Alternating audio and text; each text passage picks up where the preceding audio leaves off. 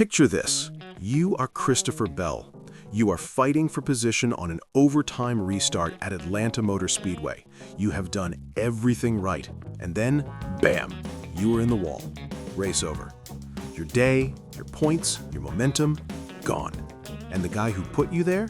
He finishes fourth. No penalty, no black flag, just 4 more playoff points and a wave goodbye.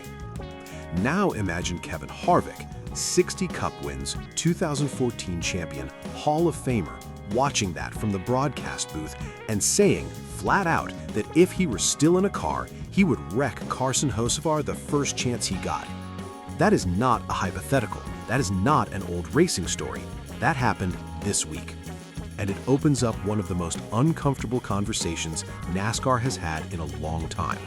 When does aggressive racing cross a line? And why isn't NASCAR the one drawing it? Before we dive in, do me a huge favor. Hit that like button and subscribe. We are building a community for real fans, and we want you with us. So, let's get into exactly what happened, because the details here matter a lot. Last Sunday at the Autotrader 400 at EchoPark Speedway in Atlanta, Carson Hocevar put on one of the most polarizing performances of the young 2026 season. The kid went 2 laps down in stage 1.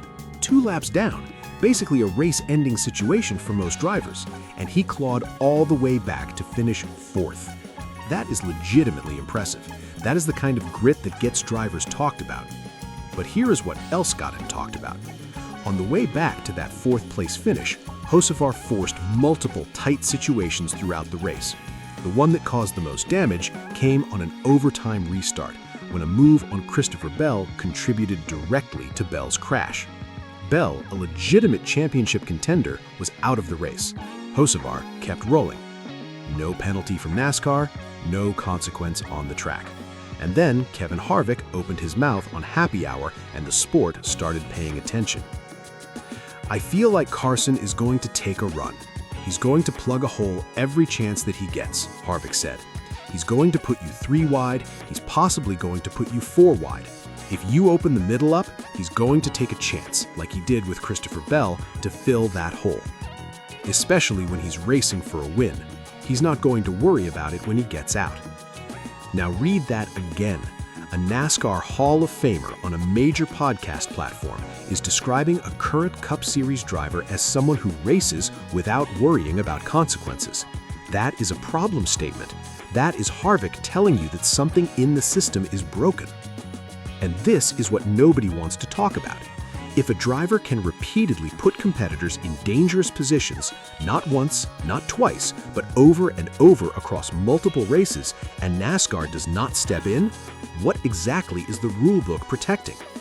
Harvick himself said he doesn't believe Hocevar is technically doing anything wrong.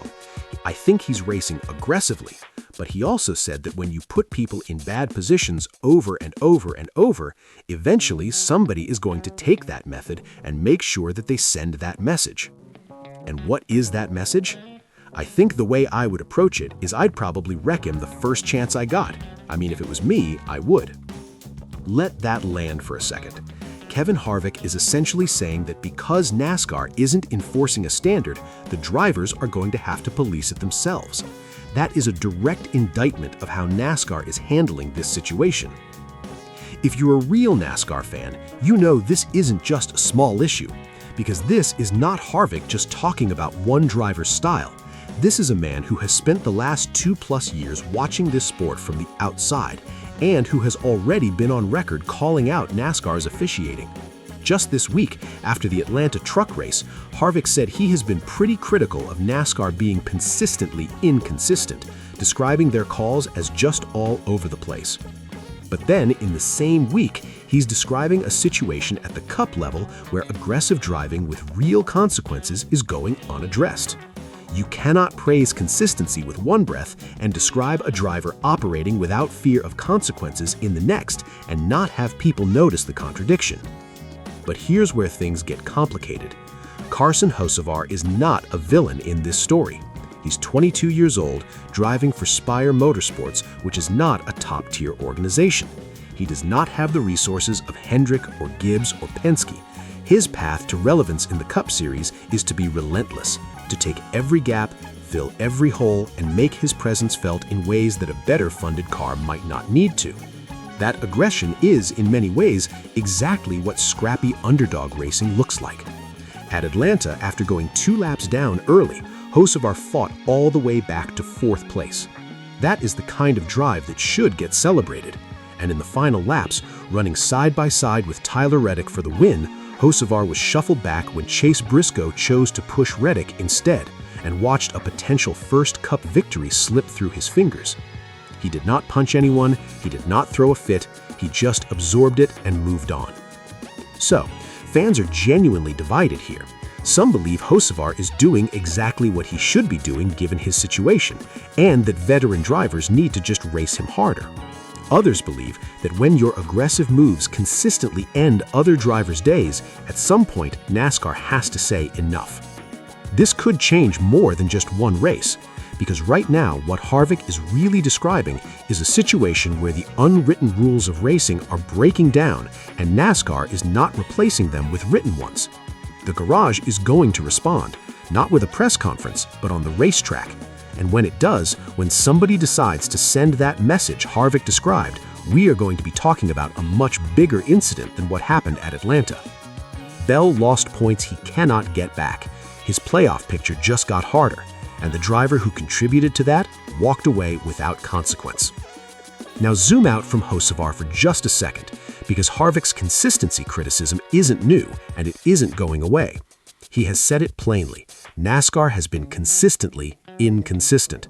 He was willing to give them credit for doing better early in 2026, but the moment you start looking at how on-track aggression is being policed or not policed, the consistency question comes right back. Does NASCAR penalize the same move the same way regardless of who makes it? Does a driver from a smaller team get the same scrutiny as a driver fighting for a championship? These are the questions fans are debating right now, loudly in every comment section and forum tied to this sport. And here's the thing, NASCAR is at a genuine crossroads moment with its identity. They want aggressive, exciting racing. The next-gen car and the track surface choices are all designed to produce close, hard, side-by-side battles. But close and hard and side-by-side works right up until someone ends up in the wall because another driver wasn't thinking about consequences. You cannot have it both ways. You can't market chaos and then be surprised when chaos hurts people's championships. So, here's where we land, and here is what this all comes down to. Kevin Harvick, a man who has earned the right to say exactly what he thinks about this sport, went on record saying Hocevar is going to get wrecked. Not because Hocevar is cheating, not because he's doing something technically illegal, but because NASCAR has not established a clear, consistent standard for where aggressive racing ends and reckless racing begins. And in the vacuum that creates, the drivers are going to fill it with their own version of justice. That is not a healthy place for a sport to be, and Harvick knows it. Bell's team knows it. Fans watching at home know it. The question I want you to answer in the comments today is this. Is Carson Hocevar racing the right way given his situation, or has he already crossed a line NASCAR should have addressed? And if NASCAR won't do it, is driver retaliation actually justified? Drop your answer below. Real talk, no wrong answers. I want to know where this community stands. If you want content like this, real stories, real events, real conversations about what's actually happening in this sport, subscribe and hit that bell. We are here every day, covering NASCAR the way you deserve to have it covered. American racing, real fans. Let's go. If you want more real NASCAR talk, no fluff, no fake drama, hit subscribe and turn on notifications. New video dropping soon. And seriously, drop your answer in the comments. I read every single one.